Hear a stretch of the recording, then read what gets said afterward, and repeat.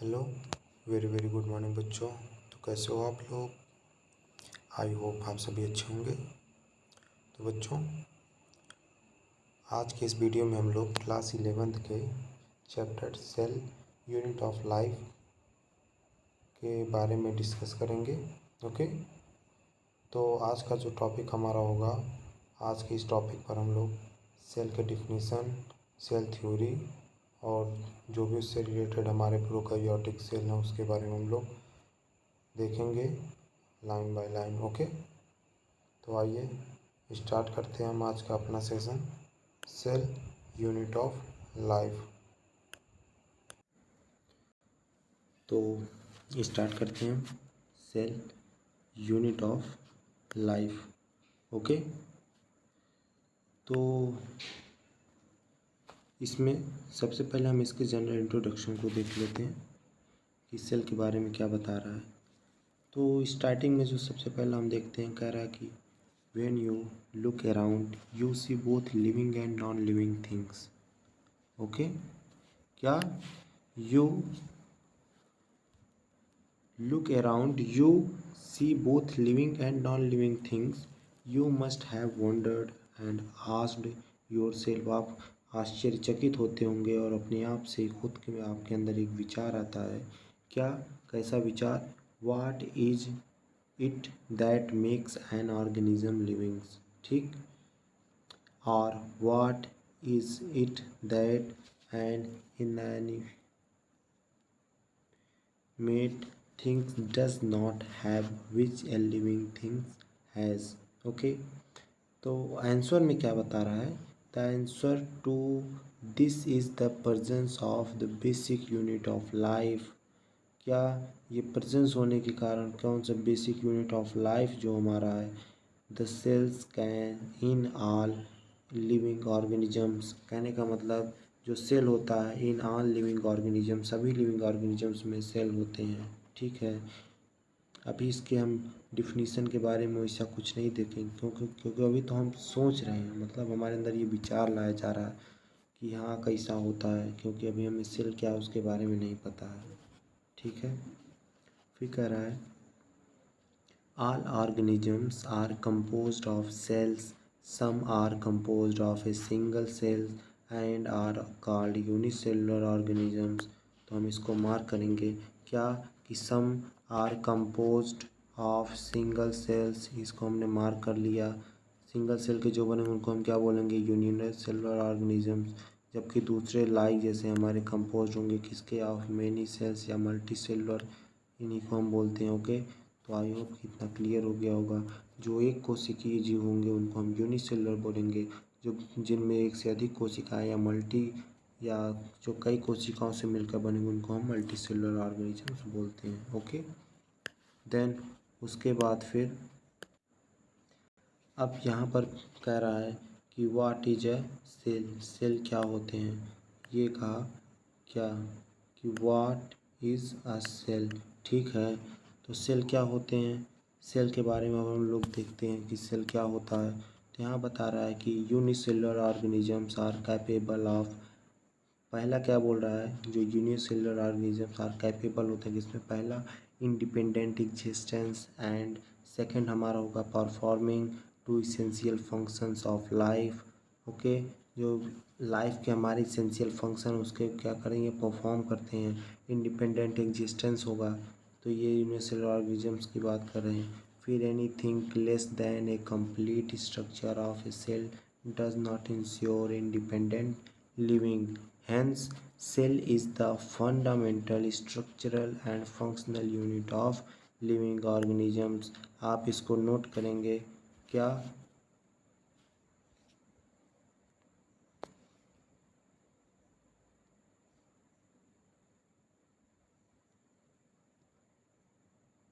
क्या नोट करेंगे?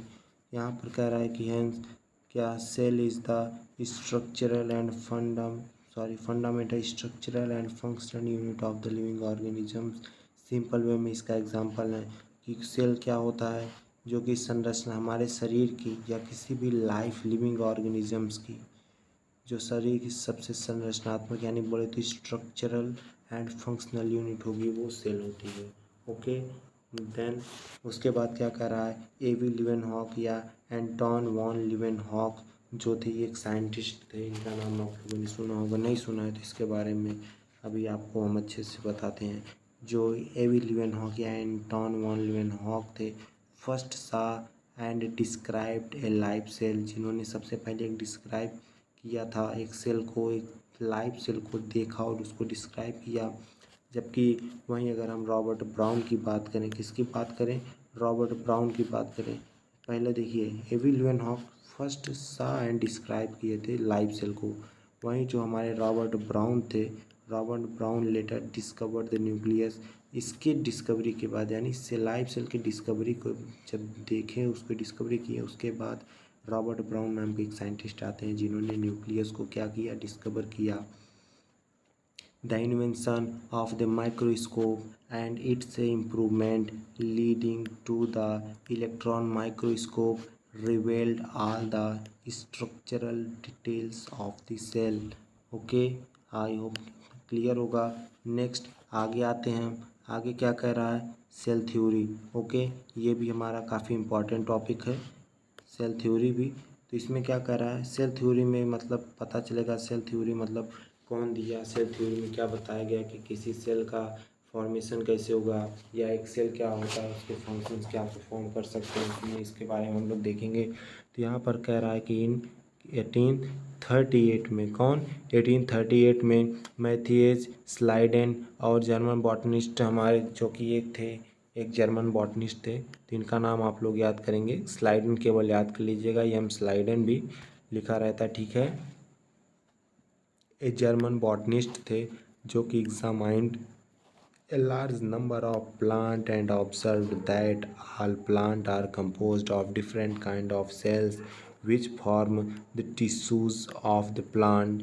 इन्होंने बहुत अच्छी बात बताई, क्या एक बहुत ज़रूरी बात इन्होंने बताई थी कि इन्होंने एग्जामाइंड किया large number of plant and observe that, और उन्होंने क्या किया, ऑब्जर्व किया क्या, कि जो all the plants are composed of different kind of cells, जो कि विभिन्न प्रकार के सेल्स से क्या होते हैं, कंपोज होते हैं, बने होते हैं, और विच फॉर्म द टिश्यू, जो कि टिश्यू का फॉर्मेशन करते हैं, ऑफ द प्लांट के टिश्यू का फॉर्मेशन करते हैं। मतलब इनके कहने के अनुसार एक सेल से नहीं, कई प्रकार के सेल्स से जो हमारा प्लांट होता है वो बना होता है, विभिन्न प्रकार के, एक ग्रुप ऑफ सेल्स ये हो गया हमारा एक टिश्यू, उसी प्रकार से कई सारे टिश्यूज़ में हमारे कई सारे सेल्स होंगे, इसी प्रकार से कई सेल्स मिल करके क्या बनाते हैं, फॉर्म करते हैं एक प्लांट को।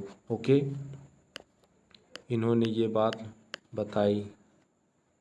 फिर यहाँ पर क्या कह रहा है, at about the same time, okay, क्या, एट अबाउट द, जो हमारे उसके बाद स्वान आते हैं, ये भी बहुत अच्छे जूलॉजिस्ट थे, ब्रिटिश के भी साइंटिस्ट थे, ये थे जो कि जूलॉजिस्ट थे। अब यहाँ पर आपका दो क्वेश्चन बन सकता है कि जो हमारे स्लाइडेन थे, स्लाइडेन और स्वान, तो जो कि स्लाइडेन थे वो हमारे बॉटनिस्ट थे, और ये जो स्वान की अगर हम बात करें तो ये हमारे ब्रिटिश जूलॉजिस्ट थे, ठीक है। तो स्वान 1839 में, ओके, कब, 1839 में।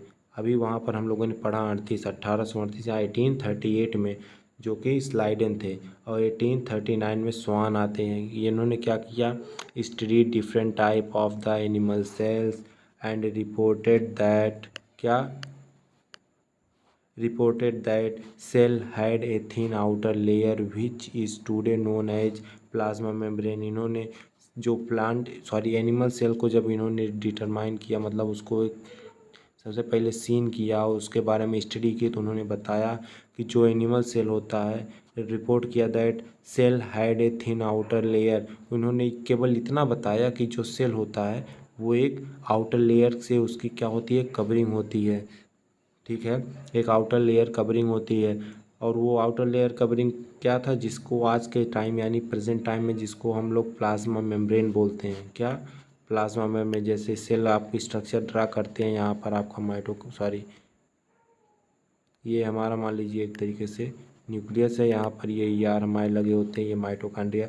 इसकी बात हम नहीं करी, ये वाला इन्होंने इसकी बात की,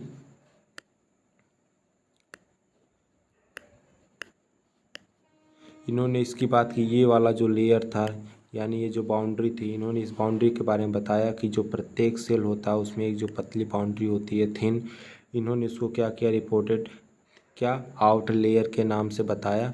इसी लेयर को आज के टाइम हम लोग क्या, प्लाज्मा मेम्ब्रेन या सेल मेम्ब्रेन के नाम से जानते हैं। ओके, तो आई होप ये क्लियर इतना हो गया होगा। नेक्स्ट हम आगे आते हैं, यहाँ पर क्या कह रहा है, plasma membrane and he also concluded based on his studies on plant tissue that the presence of cell wall is a unique character of the plant cell। अब यहाँ पर आपको एक बात क्लियर करनी है। क्या क्लियर करनी है? इन्होंने बताया ही also coined,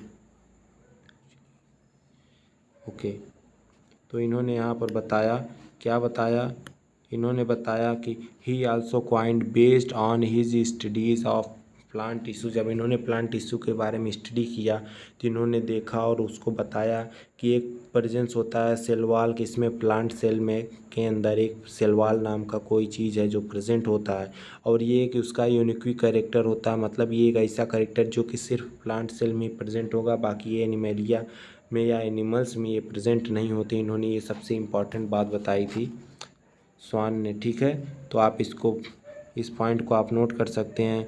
based on street क्या बताया कि that the presence of cell wall unique character of the plant cell. आप इस बात को अंडरलाइन कर लीजिएगा, नोट कर लीजिएगा अच्छे से। फिर क्या करें, on the basis of this, क्या, on the basis of this Schwann propose the hypothesis, क्या, hypothesis that the bodies of animals and plant are composed of cell and product of cell.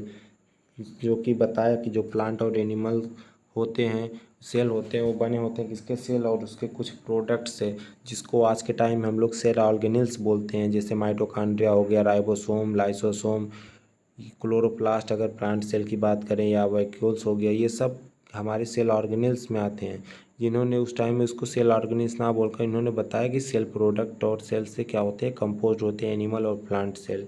ठीक है, उसके बाद फिर स्लाइडेन और स्वान, जो हमारे दोनों साइंटिस्ट एक साथ में आते हैं, कब, Schleiden and Schwann together formulated the cell theory. इन्होंने एक सेल थ्योरी को बताया, जैसा कि हम लोग सेल थ्योरी के बारे में डिस्कस कर रहे हैं, तो अब यहाँ से हमारी सेल थ्योरी की स्टार्ट होती है। तो इन्होंने क्या बताया, this theory however did not explain as to how new cell were formed. मतलब इन्होंने सेल थ्योरी जो भी दिया, मतलब दिया, लेकिन इन्होंने उस सेल थ्योरी में इस चीज़ को डिस्क्राइब नहीं किया कि एक सेल का फॉर्मेशन कैसे होता है। यानी this theory however did not explain, इन्होंने एक्सप्लेन नहीं कर पाया, ये दोनों लोगों ने एक्सप्लेन नहीं किया कि as to how new cell were formed, कि एक नया सेल कैसे फॉर्म होता है। भाई सेल के बारे में आप लोगों ने सब कुछ बताया, लेकिन एक सेल का फॉर्मेशन कैसे होता है जब तक वो किसी को नहीं पता होगा तो फिर क्या मतलब बताया गया। आप सेल थ्योरी के बारे में बोल रहे हैं, मैं सेल थ्योरी दे रहा हूँ, लेकिन सेल थ्योरी की जो सबसे इम्पॉर्टेंट बात थी वो ये था कि एक नए सेल का फॉर्मेशन कैसे होता है, जो कि इन लोगों ने नहीं बताया था। ओके, फिर आते हैं हमारे रुडोल्फ विर्चो सर, जो कि 1855 में, तो first explain that cell divided and new cell are formed from pre existing cell. जो कि ये सबसे करेक्ट रियल मायने मीन्स में अगर हम इसको देखा जाए, सेल थ्योरी को देने वाले जो हमारे अच्छे साइंटिस्ट, जो सही वो साइंटिस्ट थे, वो थे हमारे रुडोल्फ विर्चो सर। कौन sir? Rudolf Virchow. Okay, Rudolf Virchow, जो कि 1855 में इन्होंने सबसे पहले एक्सप्लेन किया कि जो सेल होता है वो डिवाइड करता है, और डिवाइड करने से क्या, नए सेल का फॉर्मेशन करता है। New cells are found from pre existing cell. इसको उन्होंने अपने भाषा में या अपनी लैंग्वेज में बताया, ओमनी सेलुला ई सेलुला, जिसका मतलब होता है new cells are formed from pre existing cell. तो ओके, आप इस पॉइंट को याद कर लीजिएगा, क्योंकि यह एग्ज़ाम में भी आपके पूछ सकता है कि ओमनी सेलुला ई सेलुला इज़ मतलब किसके द्वारा ये मतलब बताया गया, इसको बताने वाला। यह भी पूछ सकता है हु गेव या who first explain the cell theory. तो सबसे पहले सेल थ्योरी को कौन अच्छे से मतलब डिस्क्राइब किया है, करेक्टली डिस्क्राइब किया था, एक्सप्लेन किया था, तो वो हमारे हो जाएंगे कौन, रुडोल्फ विर्चो सर। ओके। फिर क्या करा, he modified the hypothesis of Schleiden and Schwann to give the cell theory a final shape.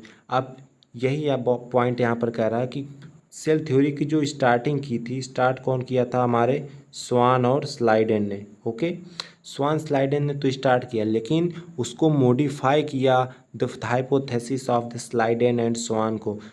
उनकी जो थ्योरी थी स्लाइडेन और स्वान के, उसको गिव किया क्या, सेल थ्योरी को ए फाइनल शेप। मतलब रुडोल्फ विर्चो जब आए तो स्वान स्लाइडेन और स्वान की जो सेल थ्योरी उसको एक फाइनल शेप मिला। फाइनल शेप मिलने का मतलब एक अच्छे तरीके से, मतलब जो उनका कॉन्सेप्ट था, मतलब जो इनका मीन था सेल थ्योरी, उसको एक अच्छा शेप मिल सका इनके आने के बाद, जब इन्होंने अपने सेल थ्योरी को एक्सप्लेन किया। ओमनिस सेलुला, इस सेलुला को यानी प्री एग्जिस्टिंग सेल से नए सेल का फॉर्मेशन होता है। एक सेल के अंदर ये क्वालिटी या एक प्रॉपर्टी होती है कि वह खुद को डिवाइड कर सकता है। इसके बाद से इनके जो सेल थ्योरी था उसमें एक फाइनल शेप आया। ठीक है, cell theory are understood today is, क्या कह रहा है, सेल थ्योरी आज are cell theory as understood today is, क्या कह रहा है, all living organism are composed of cell and cell products of cells and product of cells, all cell arise from pre existing cell. Cell theory का यही जो दो understood था आज के टाइम में यही है, क्या कि जो लिविंग ऑर्गेनिज्म होंगे वो कंपोज होते हैं सेल और सेल प्रोडक्ट से। सेल प्रोडक्ट का मीन्स यहाँ पर सेल प्रोडक्ट का जो बात कर रहा है वो क्या कह रहा है, सेल ऑर्गेनेल्स के बारे में बात कर रहा है। ओके, ORGANE, ओके, ऑर्गेनेल्स के बारे में ये बात कर रहे हैं। और यहाँ पर क्या कह रहा है कि कह रहा है कि cell arise from pre existing cells, pre existing cell के बारे में बताया। और ये सारा जो भी पॉइंट्स, मतलब ये जो दोनों पॉइंट्स यहाँ पर दिखाया गया है, ये कौन देने वाले थे, ये जो दिए थे ये हमारे रुडोल्फ विर्चो जी ने बताया हुआ था। ठीक है, इन्हीं के बेस पर सेल थ्योरी को, इनके आने के बाद से ये समझ लीजिए ना, सेल थ्योरी को एक, मतलब जो यहाँ पर बताया गया फाइनल शेप मिला वो सही बात है।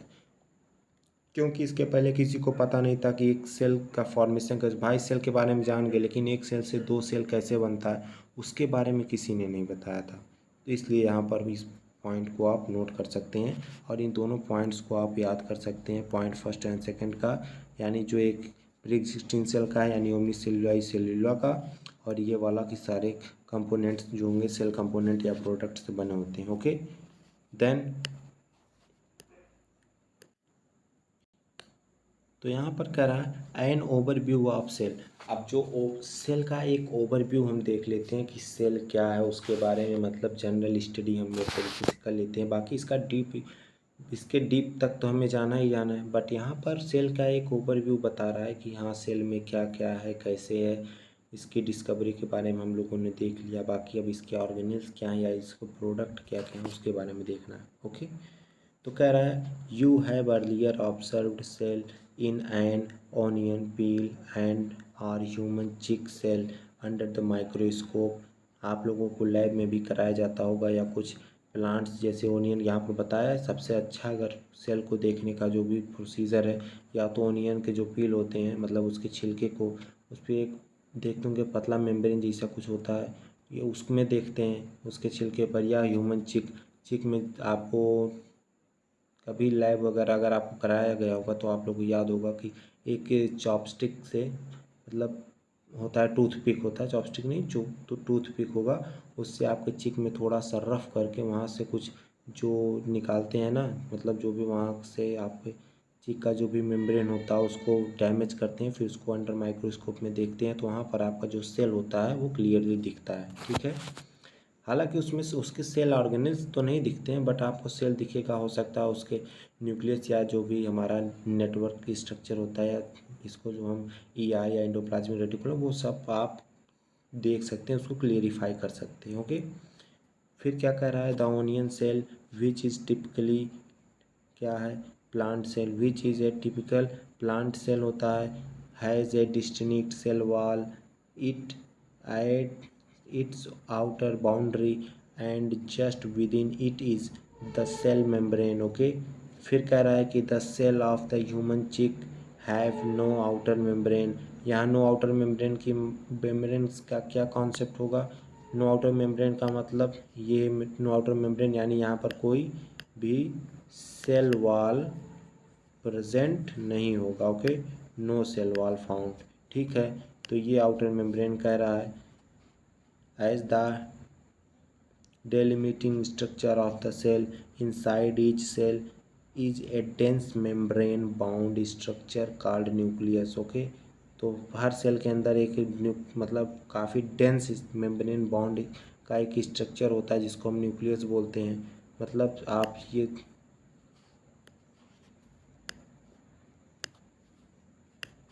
कलर आप चेंज किए फिर हो गया। ठीक है, यहाँ पर क्या कर रहा है आप, ये सेल है आपका। ठीक, सेल के अंदर आपको एक जब उसमें देखेंगे तो यहाँ पर एक न्यूक्लियस दिखा, इसमें काफ़ी डेंस हमारे जो भी क्रोमैटिन वगैरह क्रोमोसोम रहते हैं भरे रहते हैं। ठीक है, तो यही बात यहाँ पर वो कह रहा है, क्या कह रहा है कि inside each cell is a dense membrane bound structure called nucleus, जिसको हम क्या बोलते हैं, न्यूक्लियस बोलते हैं। और न्यूक्लियस आप लोगों को पता होगा कि कैसा होता है। जैसे ये हमारा सेल हुआ, सेल के अंदर ये न्यूक्लियस हुआ, तो हम न्यूक्लियस को बनाते टाइम ये जो बाउंड्री बना रहे हैं, ठीक है, ये बाउंड्री क्या है, न्यूक्लियर मेम्ब्रेन की होती है। ठीक है, ये न्यूक्लियर मेम्ब्रेन की बाउंड्री होती है और इसके अंदर हमारे क्रोमोसोम्स इस तरीके से क्या होते हैं, प्रेजेंट होंगे। ठीक है, okay.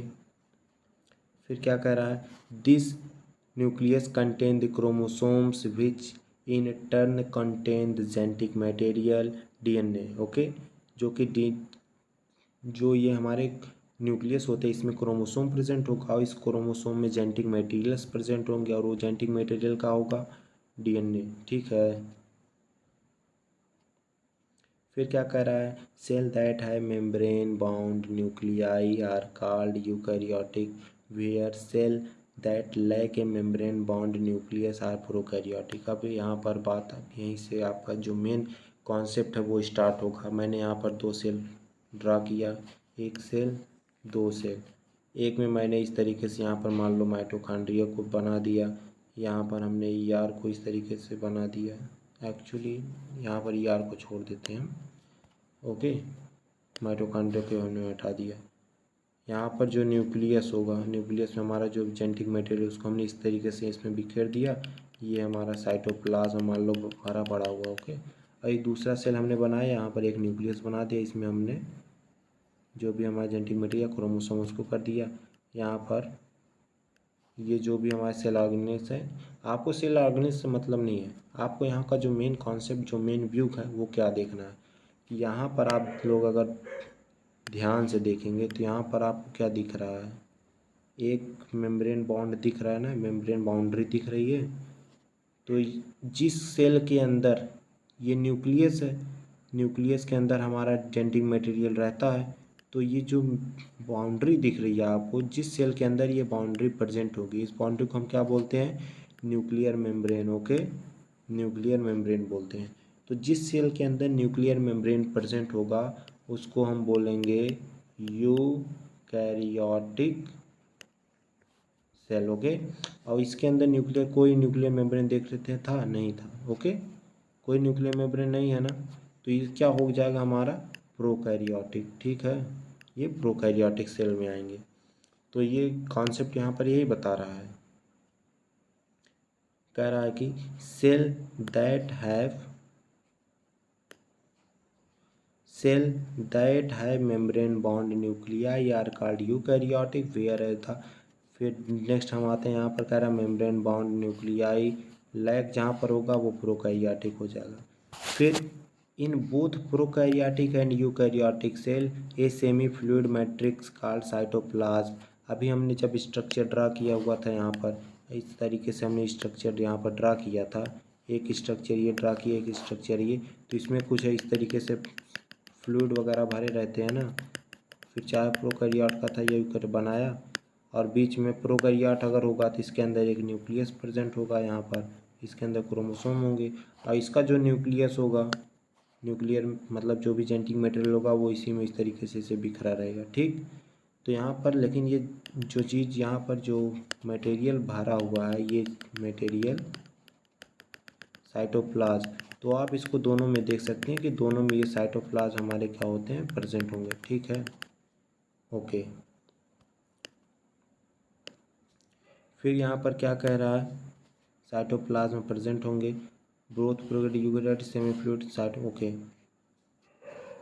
Occupy the volume of the cell, जो कि क्या करता है, जो सेल का टोटल वॉल्यूम होता है उसको क्या करता है, ऑक्यूपाई करता है, घेरे रहता है। ठीक है, और जो भी हमारे सेल ऑर्गेनेल्स होंगे वो इसी साइटोप्लाज्म में ही प्रेजेंट होते हैं।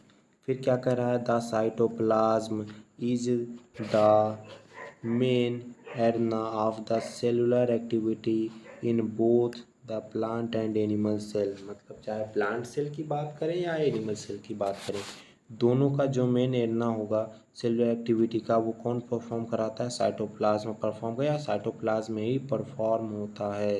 ओके। फिर क्या कह रहा है, various chemical reaction occurring it to keep the cell in the living state, क्या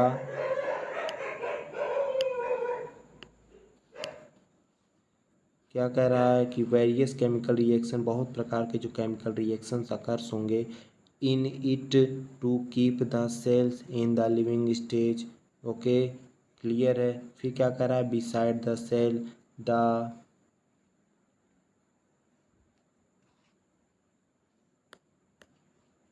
ओके, क्या कह रहा है, बिसाइड द न्यूक्लियस, ये वाला beside the nucleus the eukaryotic cell have outer membrane bound distinct structural card, इसको हम क्या बोलेंगे, ऑर्गेनेल्स बोलेंगे। बिसाइड द न्यूक्लियस, ठीक है, the eukaryotic cell have other membrane bound distinct structure called, इसको ऑर्गेनेल्स बोलेंगे। मतलब साइटोप्लाज्म के अंदर और जो हमारा न्यूक्लियस होता है उससे लगा हुआ या उसी के आसपास में कुछ ऐसे स्ट्रक्चर, मेम्ब्रेन बाउंड स्ट्रक्चर पाए जाते हैं जिसको हम बोलते हैं क्या, ऑर्गेनेल्स बोलेंगे। और वो ऑर्गेनेल्स कौन कौन से हो सकते हैं, हमारे एंडोप्लाज्मिक रेटिकुलम हो गया, Golgi complex, lysosome, mitochondria, microbodies, vacuoles. Okay, ये सारे जो भी हम लोग अभी नाम देख रहे हैं ये सारे हमारे क्या हैं, सेल ऑर्गेनेल्स हैं। बट वहीं पर अब यहाँ पर प्रोकैरियोटिक दे दिया तो आप पहले प्रोकैरियोट को अंडरलाइन कर लीजिएगा, क्यों करना है वह बताता हूँ। कह रहा है prokaryotic cell like such membrane bound organelles, इसका मतलब जो भी बाउंड ऑर्गेनेल्स हमारे थे, फिर चाहे वो वैक्यूल की बात करें, ईआर की बात करें, गोल्गी कॉम्प्लेक्स हो गया, लाइसोसोम, माइटोकॉन्ड्रिया, यानी ये सारे के सारे ऑर्गेनेल्स किस में एब्सेंट होंगे, हमारे प्रोकैरियोट्स में एब्सेंट होते हैं। ओके, प्रोकैरियोट्स में सारे के सारे ऑर्गेनेल्स ये एब्सेंट होंगे। जितने भी मेम्ब्रेनियस बॉन्ड होंगे हमारे जनरली वो सारे के सारे एब्सेंट होते हैं किसमें, प्रोकैरियोट्स में। ओके, फिर नेक्स्ट यहाँ पर क्या कह रहा है, कह रहा है कि ribosomes are non membrane bond, जो राइबोसोम होता है, राइबोसोम का फंक्शन क्या होता है, ये प्रोटीन सिंथेसिस में हेल्प करता है, प्रोटीन का सिंथेसिस करता है। तो ये क्या होता है, ये नॉन मेम्ब्रेन बॉन्ड होता है। और नॉन मेम्ब्रेन बॉन्ड है तो अभी मैंने कि इसके पहले क्या बताया कि जितने भी हमारे मेम्ब्रेन बॉन्ड, ठीक है, जितने भी मेम्ब्रेनियस बाउंड्री होगी, मतलब ऐसी ऑर्गेनेल्स जिनके पास मेम्ब्रेन बाउंड होगा या जिनके पास बाउंड्री होगी वो एब्सेंट होंगे किसमें, प्रोकैरियोट में। अब इसमें नॉन मेम्ब्रेन दिखा रहा है बाउंड, तो इसका मतलब है इसमें बाउंड्री नहीं है, तो ये किस में प्रेजेंट होगा, हमारा प्रोकैरियोटिक सेल में ये होंगे प्रेजेंट। ओके,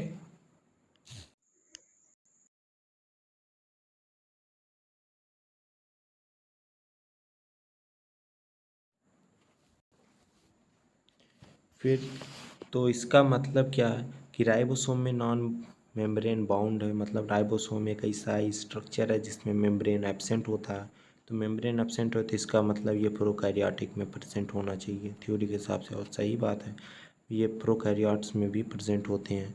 तो अभी यहाँ पर आगे दिखा रहा है आपको, found in all cells both eukaryote as well as prokaryotic cell, आप इसको अंडरलाइन कर लीजिएगा। क्या, देखिए ribosome are non membrane bound organelles found in all cells. All cell का मतलब सेल दो ही प्रकार के होते ही हैं टाइप्स के, बोथ, अब यहाँ पर बोथ भी लगा दिया, ठीक। Eukaryotic as well as prokaryotic, दोनों में राइबोसोम प्रेजेंट होंगे। हालांकि दोनों के टाइप्स अलग अलग टाइप्स के राइबोसोम्स प्रेजेंट होते, बट राइबोसोम्स प्रेजेंट होते हैं। Within the cell ribosomes are found not only in the cytoplasm but also within the two organelles। क्या क्या कह रहा है, विदिन द टू ऑर्गेनिल्स। अब वो ऑर्गेनिल्स कौन कौन से हमारे हो जाएंगे, पहला तो क्लोरोप्लास्ट हो जाएगा और दूसरा माइटोकॉन्ड्रिया, ठीक है, क्लोरोप्लास्ट एंड माइटोकॉन्ड्रिया।